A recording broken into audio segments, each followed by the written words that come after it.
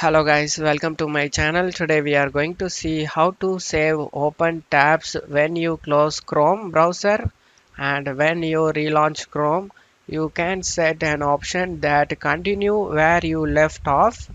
I show you guys how to do that. First open up Chrome, click on the three dot icon over here and select settings.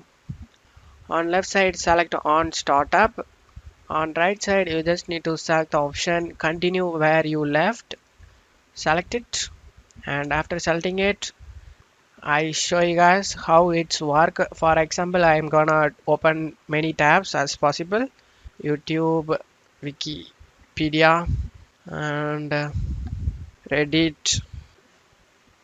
And now I just opened three tabs and settings tab. Everything is opened now.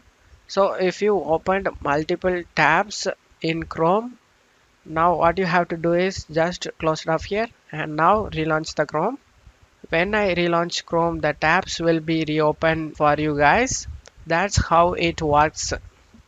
That's all you have to do it, guys. That's it for today's video, guys. Give me a like and subscribe. Thank you.